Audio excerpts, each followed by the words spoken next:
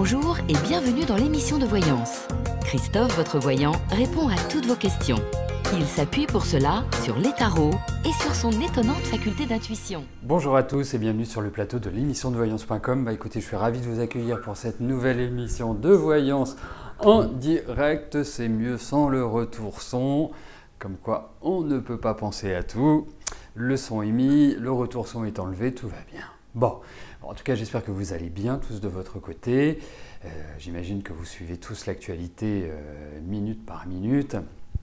Comme quoi, on peut quand même saluer l'efficacité de nos forces d'intervention qui sont vraiment déjà extrêmement courageuses et extrêmement efficaces. Voilà, bon, c'était pour les féliciter, il faut bien leur apporter des encouragements, hein, même s'ils ne sont pas présents avec nous, ça passe par des canaux invisibles, on va dire. Bon, allez.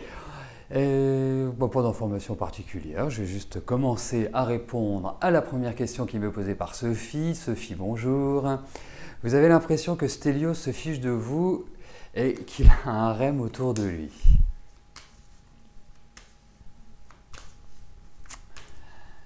Devez-vous botter en touche? Voyons cela.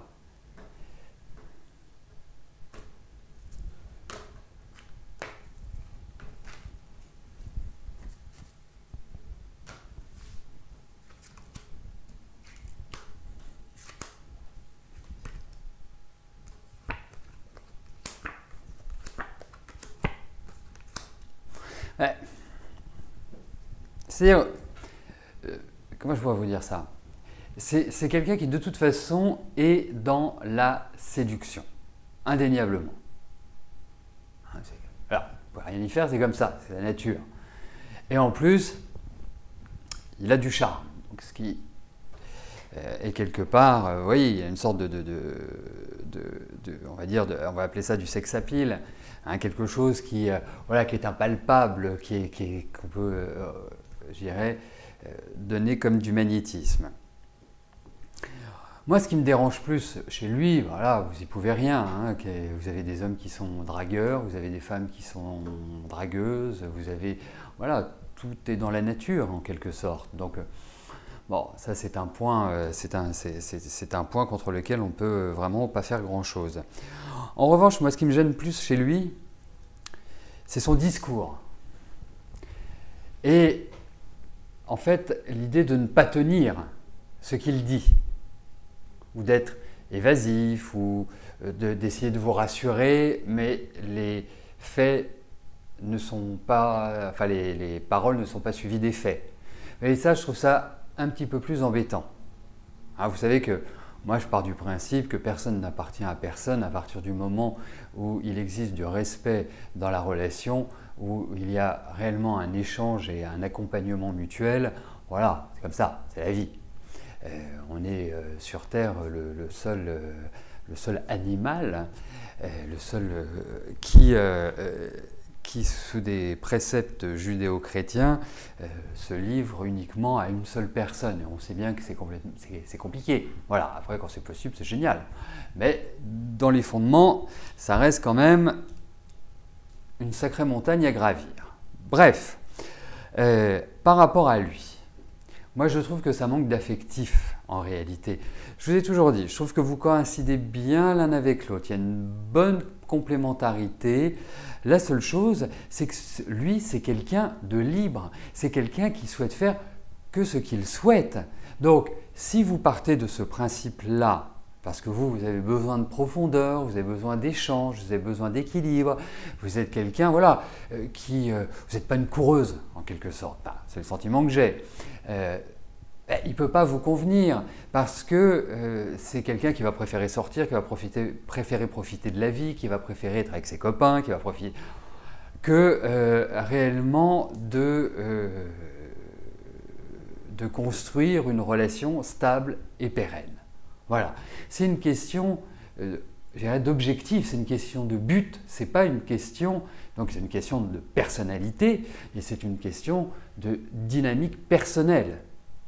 Voilà, donc si ça ne vous correspond pas, si ça n'a pas votre agrément, bien sûr, ça ne pourra pas fonctionner. Donc il vaut mieux botter en touche. Voilà, c'est pour reprendre votre expression. Indéniablement, si vous êtes prête à vous dire oh bah, de toute façon, voilà, c'est quelqu'un que j'aime, c'est quelqu'un, quand on est ensemble, on passe de super moments, il m'emmène là, il me fait ceci, il me prépare cela. Mais si vous n'acceptez pas le fait que ce soit quelqu'un qui, de toute façon, n'en fait qu'à sa tête et qu'il ne vous permet pas de vous épanouir, bottez en touche. Voilà. C'est quelqu'un qui va être dans l'impulsivité, qui va être dans l'action du moment, qui ne va pas être dans le, je dirais, dans le calcul d'une construction. Lui, c'est plutôt un épicurien, vous voyez, hein. Donc, c'est quelqu'un qui veut profiter de la vie et qui n'a pas la même profondeur que vous, si vous voulez, parce que vous avez un mental qui fonctionne énormément. Donc, il y a toute une recherche, il y a toute une réflexion, il y a toute une analyse, et le mot le plus adapté, c'est vraiment la profondeur. Voilà, c'est que vous êtes profonde intérieurement. Donc, et ça ne correspond pas à lui. Vous voyez? Donc, c'est difficile de trouver un équilibre quand vous n'avez pas justement cette même direction. Un couple qui fonctionne, c'est parce qu'il prend la même direction.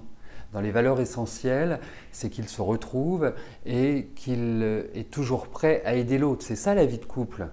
C'est ni plus ni moins qu'une amitié. Vous avez des amis, vous pouvez compter dessus. Bah, vous avez un amoureux ou une amoureuse, et bah, c'est pour pouvoir compter dessus quand vous en avez besoin, quand la période est difficile. Stélios, c'est plutôt quelqu'un qui est tourné vers lui. Voilà. Hein, qui va être tourné vers sa coiffure, vers ses vêtements, vers le look un peu dandy. Voilà.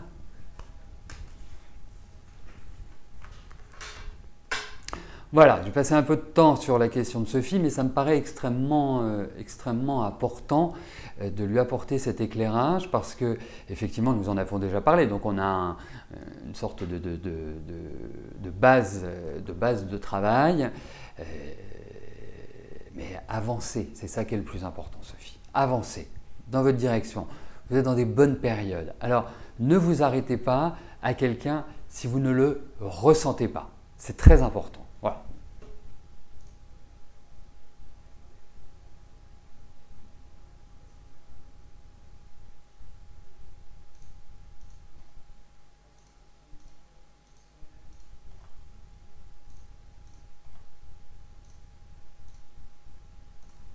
Alors, j'attends que les questions, parce qu'il y a beaucoup de questions qui sont arrivées depuis que j'ai pris l'antenne, j'attends que les questions soient validées pour passer à la prochaine question.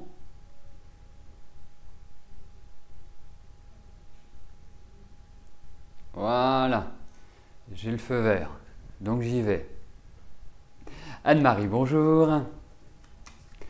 Est-ce que votre ex-mari va trouver un financement pour reprendre la maison que vous avez achetée ensemble pour pouvoir vous donner votre part?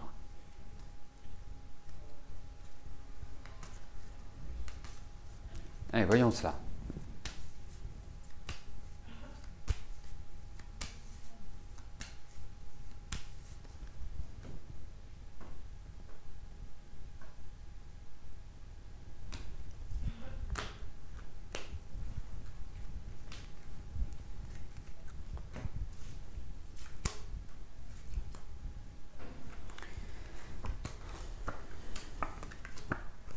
Eh bien, ça va pas être simple, hein. Ça va pas être simple du tout, du tout, du tout. Et puis j'ai l'impression qu'il y a aussi de la mauvaise volonté. Ça ne s'arrête pas simplement à un accord, un agrément, parce que j'ai l'impression qu'il y a plein de problèmes et qu'il surnage dans les problèmes. Mais comme c'est une situation globale, ça peut être aussi votre cas également pour l'instant, c'est-à-dire un flou artistique, on ne sait pas très bien, une lourdeur, c'est très nébuleux, c'est très flou comme ambiance. Alors, je pense qu'il va finir par trouver, il y a une sorte de modus vivendi qui va être trouvé, mais à mon sens, ça va prendre du temps. Hein, je pense que du temps, c'est le mot. C'est vraiment le mot. Je pense que ça sera réglé l'année prochaine. Mais je pense que, à mon avis, il va bien falloir une gestation pour que ce soit définitivement réglé. Donc, pour moi, ça va prendre du temps. Il y a des tas de choses, au niveau familial qui me paraissent très lourdes, qui me paraissent extrêmement ardues à résoudre. C'est pas simple. Voilà. Donc, oui, il y a tout un environnement qui s'avérera in fine positif, mais ça tourne un peu en rond là. On a l'impression que c'est le chien qui se mord la queue. Donc, patience. Bon, après, je ne vais pas mettre du temps. Je vous souhaite que cela se fasse vite, que cela vous permette de vous libérer. Mais moi, j'ai l'impression que ce ne sera pas avant le printemps. C'est mon sentiment.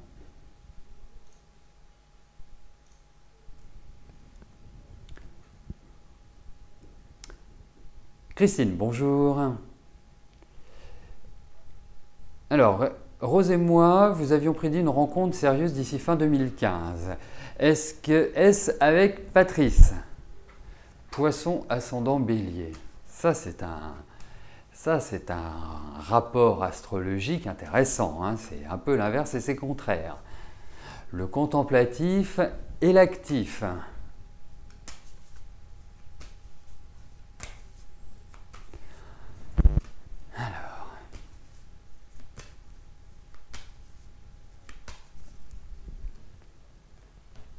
Voyons avec Patrice.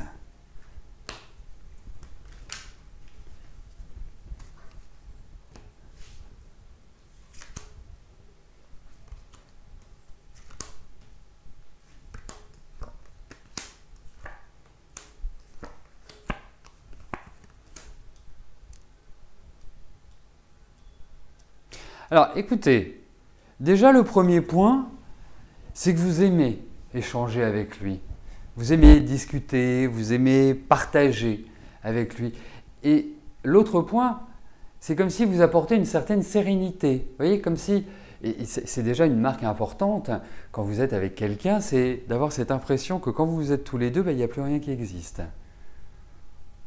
Moi, c'est le sentiment que j'ai au vu de ce tirage. Alors, effectivement, il y a de bonnes perspectives. Ça me paraît être quelqu'un d'assez clair, ce qui n'est pas toujours le cas du poisson. Hein.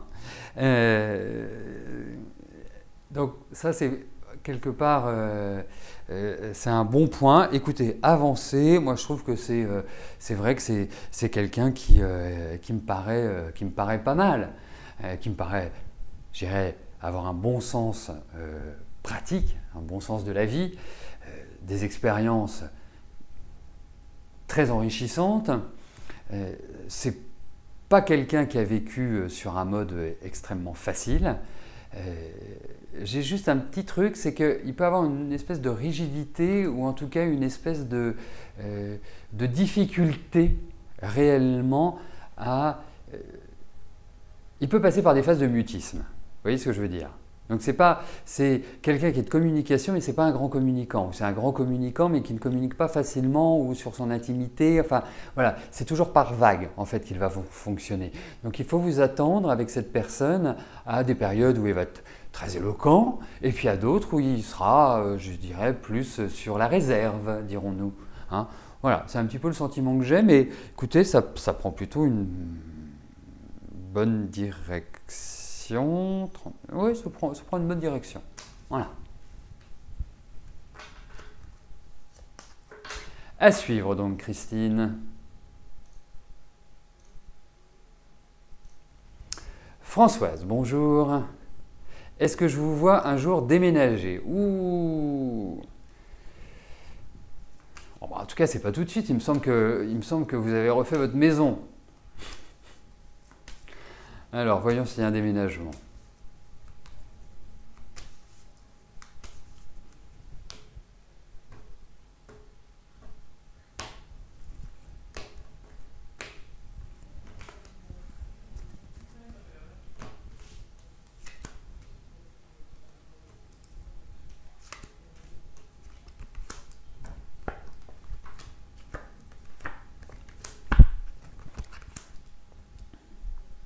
Bon, c'est pas tout de suite. En revanche, je vais quand même vous avertir d'une chose, c'est que là où vous habitez à l'heure actuelle, faites attention à tout ce qui est tuyauterie. Faites attention à ce qui… Je ne sais pas si vous êtes dans une maison ou un appartement, mais donc c'est soit lié aux tuyauteries, donc l'élément eau, soit lié au toit. Il y a quelque chose par rapport à la structure. Mais en tout cas, non, je n'ai pas l'impression que vous allez… D'accord, donc faites attention peut-être à la toiture. C'est toiture et eau. E-A-U, hein, pas H-A-U-T, qui ressort. Non.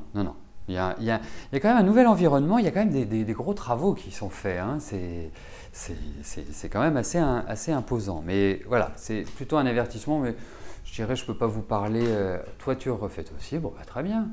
Ah bah c'est un grand lifting que vous avez fait pour votre maison. Donc voilà, peut-être un jour, mais pour l'instant, ça n'apparaît pas.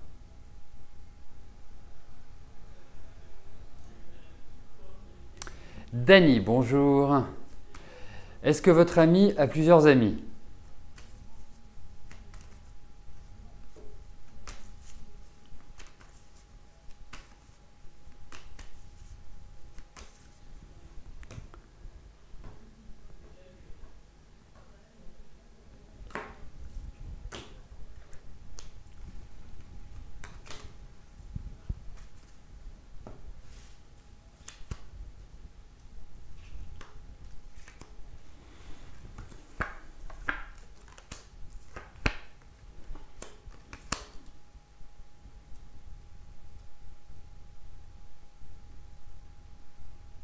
Alors écoutez, en fait la question pourrait se résumer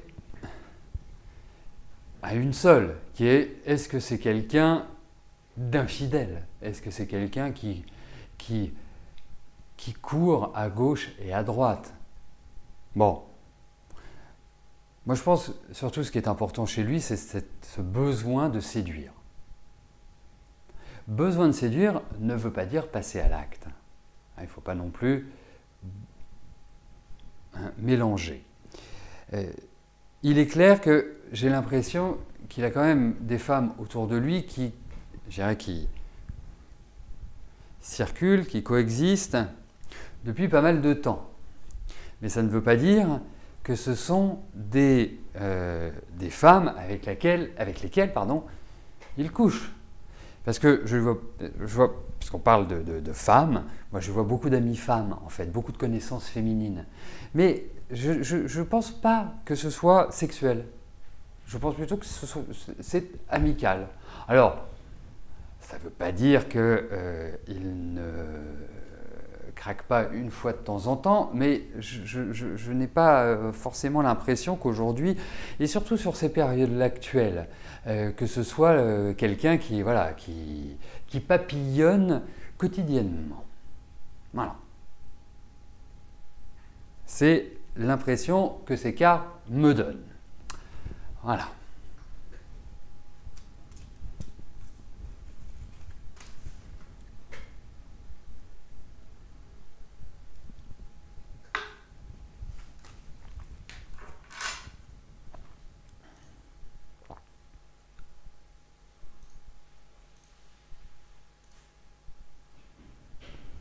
Catherine, bonjour. Vous n'avez toujours pas signé votre contrat de travail pour le poste d'AVS. Est-ce que vous devez chercher un autre job?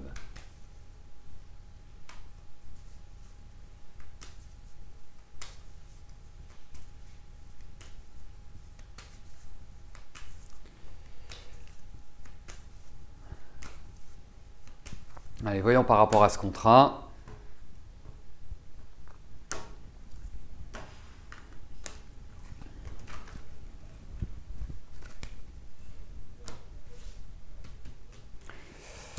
Alors, bon, en même temps, la logique voudrait que vous les appeliez, que vous leur demandiez ce qui se passe. Non, moi, je n'ai pas l'impression qu'il faille chercher ailleurs, parce que je pense que vous allez avoir des nouvelles. Je pense qu'il y a des choses. C'est comme s'il y avait un papier de perdu. Je dis ça comme ça, ou un dossier sous le coude, ou quelque chose qui n'a pas été transmis. Donc, ça vaudrait peut-être le coup de leur passer un petit coup de fil, hein, tout simplement. faut le dire, parce que pour moi, il y a quand même, vraiment, quand on regarde au niveau professionnel, il y a vraiment l'idée d'un nouveau démarrage. Donc non, pour moi, ce n'est pas terminé. Voilà. Je ne pense pas que ce soit un contrat qui vous passe sous le nez. Je n'ai pas cette impression-là au vu des cartes.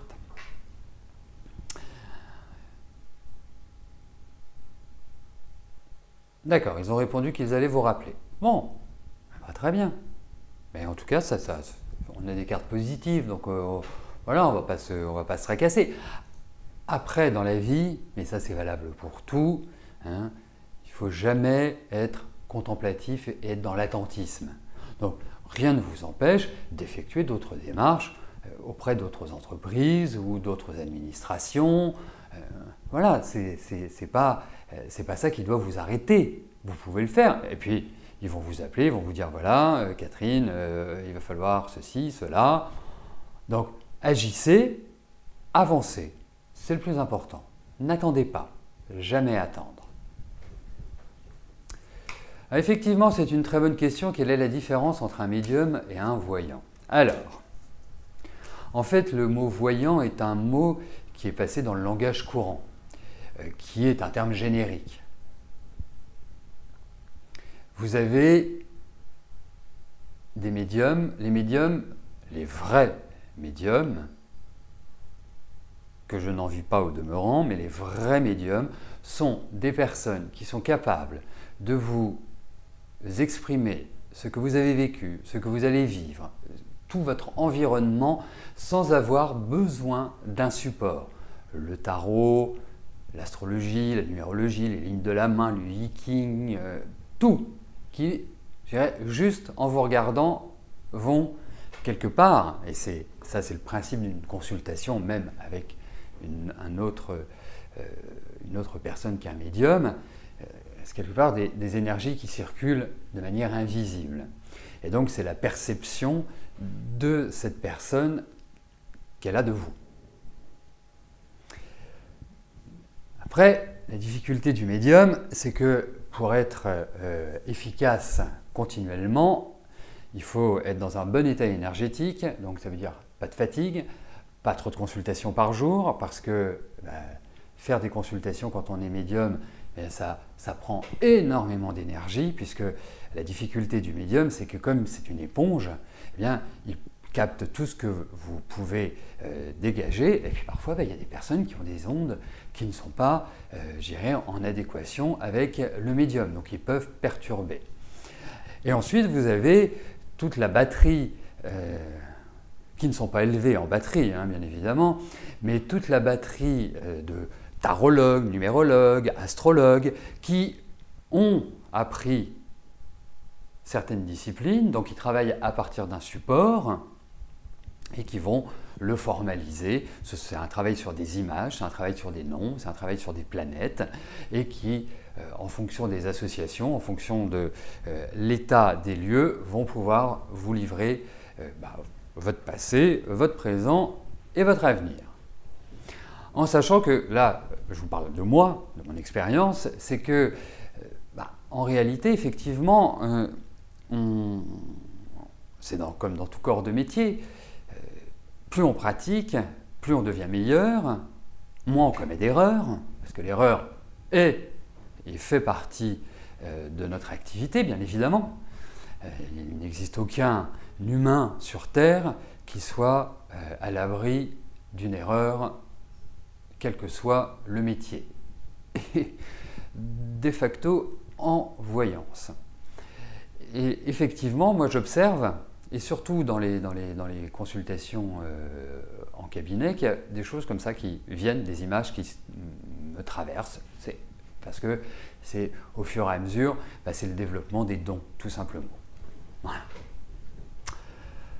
Voilà, je dirais la différence fondamentale qui existe entre, et le mot voyant exprime l'ensemble des professionnels de la profession. Alors après, il y a des spécialisations, hein, comme le dit la comtesse, il faut contester les âmes, le médium. Enfin, après, vous savez, il il y a des secteurs. Hein. Il y en a qui vont se sentir obligés de vous annoncer des morts, ou s'obliger à vous annoncer des catastrophes, ou s'obliger... Voilà, il y a des tas de choses comme ça. Hein. Il faut garder quand même un certain quant à soi. Hein. Moi, c'est le conseil que je vous donne. Parce que je vois, j'ai des consultants qui me disent, ben voilà, j'ai consulté quelqu'un d'autre qui m'a dit ceci, qui m'a dit cela. Parfois, je reste estomaqué, hein, je reste bouche bée par tant d'imbécilité, si vous voulez. On en a déjà parlé, je crois, il y a une dizaine de jours, une quinzaine de jours. Donc, alors non, il faut déjà une base. Hein, médium, c'est inné de toute façon. Vous savez, discuter avec des médiums et même des voyants, c'est toujours un parcours, il y a toujours un parcours qui est un peu particulier pour toutes ces personnes, moi y compris. Hein, vous savez, il y a déjà à la base quand même un petit lot de difficultés qu'il faut surmonter, quel qu'il soit. Hein, c'est jamais un début de vie simple. Ça déjà, c'est la première question que vous pouvez leur poser, et vous verrez si vous disent non, tout a été bien. Bon, bah, magnifique, moi je le considère pas comme ça. Donc non. Après, on a forcément des choses intérieurement. Moi, je le sais, je l'ai toujours eu. C'est-à-dire que quand je vois quelqu'un, j'ai plein de choses qui me viennent sur sa personnalité, sur ce que je ressens, comment il vit, comment il est, qu'est-ce qu'il fait, plein de choses comme ça, qui me viennent complètement naturellement. Après, pour canaliser, hein, parce que je suis quelqu'un d'assez cartésien, pour canaliser, c'est vrai que j'ai besoin de mes outils. Hein, ce sont des outils qui me permettent de façonner, qui me permettent, je dirais, d'interpréter au plus juste les questions que vous me posez. Voilà, tout simplement. Bon, allez, on va continuer, parce que là, si je commence à partir sur une explication, sur un débat, vous n'allez plus pouvoir m'arrêter. Donc,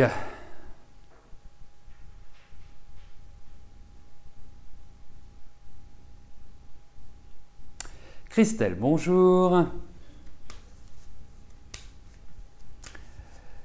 Vous avez connu Olivier en décembre 88 par le biais du travail. Depuis ce jour, vous étiez très proches. Presque inséparables. Or, une dispute en août 90 a mis fin à cette complicité. Aujourd'hui, 25 ans après, vous vous retrouvez grâce aux réseaux sociaux. Il a accepté votre demande d'invitation, mais depuis, plus de nouvelles. Allez-vous vous revoir un jour et pouvoir discuter de ce qui s'est passé il y a 25 ans. Bon, on va regarder si vous allez vous revoir.